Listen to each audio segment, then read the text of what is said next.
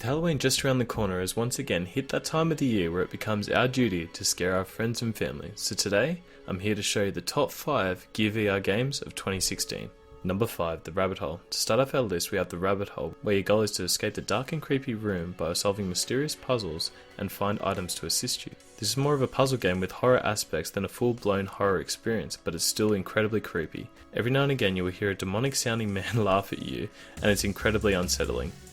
It should be noted that this game is by no means easy.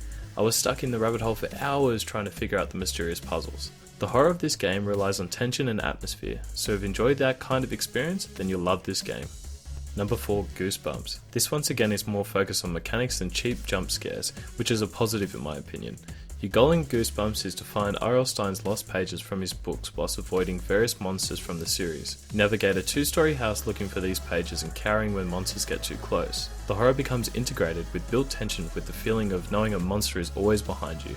I should point out that the VR in this game is some of the best you'll find on the Gear VR. There's no lag and the frame rate never dips, so even though it's not the most scary game, the performance is still great. Number 3, The Hospital Allison's Diary. I love this concept for a game. Your goal is to enter an abandoned mental asylum looking for Allison's diary, an apparent innocent girl who was committed to an asylum and went missing. Although the jump scares can be cheap at times, they're still effective, but I will say, by the end of the experience you can almost anticipate how it's going to resolve itself. That being said, wandering through a broken down structure with Allison toying with you at times can be truly frightening. Your torch is your only lifeline, and when that goes out, you feel genuine fear for your life. I will say the VR isn't the best, it can be choppy at times, taking away from the experience, but the setting and the game mechanics help you forget about this average performance. Number 2, Effector the Manor. Proclaimed as one of the most scariest experiences on the Gear VR, Effector places you inside a haunted manor where you learn about its former and current occupants. This is more of an experience in a game as you pretty much just look around and hold the touchpad, but that isn't to say it's not scary, it's actually terrifying. It doesn't overburden you with cheap jump scares, instead it relies on increasing tension transitioning into terrifying moments instead of something just jumping out onto your screen. The atmosphere is particularly unsettling in this game. You're always on edge and you find yourself doing things like singing or talking to break the immersion so you don't get sucked into the fear, like I was in this video. I also need to say that the VR in this game is amazing. I felt completely immersed despite my terrible attempts at trying to break out of it. Number 1, Dreadhalls. Was there ever any doubt that this was going to be number 1? Just look at the effect it has on my sister.